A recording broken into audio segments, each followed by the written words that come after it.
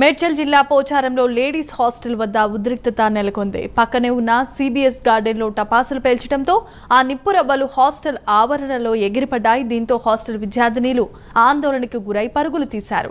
టపాసుల దాటికి హాస్టల్ అద్దాలు, కిటికీలు సైతం ధ్వంసమైనట్లు విద్యార్థినీలు చెబుతున్నారు. ఈ క్రమంలో హాస్టల్ యాజమాన్యానికి సిబిఎస్ గార్డెన్ సెక్యూరిటీకి మధ్య ఘర్షణ తలెత్తింది. టపాసులు పేల్చొద్దని హాస్టల్ యాజమాని చెప్పినప్పటికీ మరోసారి పేల్చడంతో గొడవ కాస్త ఘర్షణకు దారితీసింది.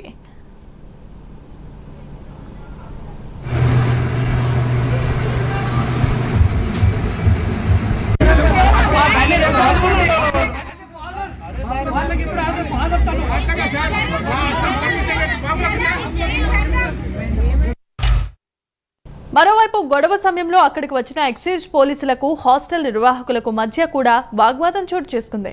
సిబిఎస్ గార్డెన్లో ఫంక్షన్ జరిగితే హాస్టల్లో తనిఖీలు చేయడం ఏంటంటూ నిర్వాహకులు నిలదీశారు. అయినా వినిపించుకోకుండా పిఎస్కు తరలించేందుకు సిద్ధమయ్యారని హాస్టల్ నిర్వాహకులు చెబుతున్నారు. హాస్టల్ అమ్మాయిలు అడ్డుకోవడంతో వదిలి వెళ్లిపోయారని కూడా అంటున్నారు. ఈ ఘటనపై ఎక్సైజ్ పోలీసులు హాస్టల్ నిర్వాహకులు పరస్పరం ఫిర్యాదులు చేసుకున్నారు. విధులకు ఆటంకం కలిగించారని హాస్టల్ నిర్వాహకుడిపై ఎక్సైజ్ పోలీసులు ఫిర్యాదు చేయగా ఎక్సైజ్ పోలీసులపై చర్యలు తీసుకోవాల్సిందిగా నిర్వాహకుడు ఫిర్యాదు చేశాడు.